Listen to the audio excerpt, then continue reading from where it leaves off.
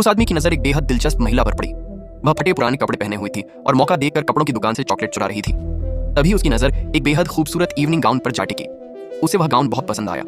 उसने तुरंत उसकी कीमत और जानकारी देखी, लेकिन वह उसे खरीदने की हैसियत में बिल्कुल नहीं थी। अचानक वह आदमी उसके पीछे आ खड़ा हुआ और बोला, यह गाउन तुम पर बहुत जंचेगा। उसने उसे गाउन खरीद कर देने की पेशकश की, लेकिन उसकी हैरानी का ठिकाना नहीं रहा जब महिला ने तुरंत मना कर दिया। उसकी नजर में वह आदमी सिर्फ एक अजनबी था।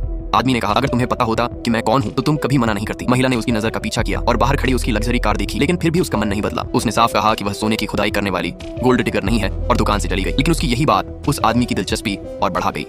उसने तुरंत अपने असिस्टेंट को उसकी पहचान की जांच करने का आदेश दिया।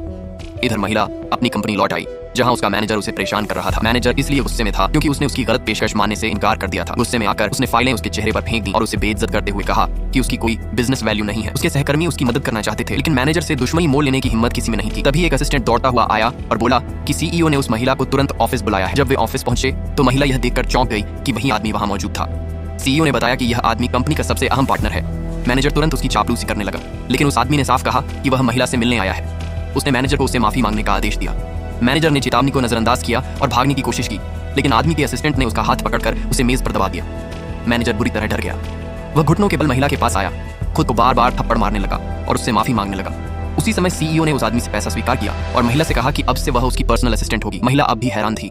आदमी उसके पास आया और बोला कि अब उसे उसकी हर बात माननी होगी। जब भी वह उसे बुलाएगा उसे आना ही पड़ेगा। लेकिन महिला ने उसकी बातों को गंभीरता से नहीं लिया। उसे लगा कि वह बस उसका ध्यान खींचना चाहता है। इसलिए जब आदमी ने उसे मिलने के लिए मैसेज किया तो उसने अनदेखा कर दिया और अपना काम करती रही।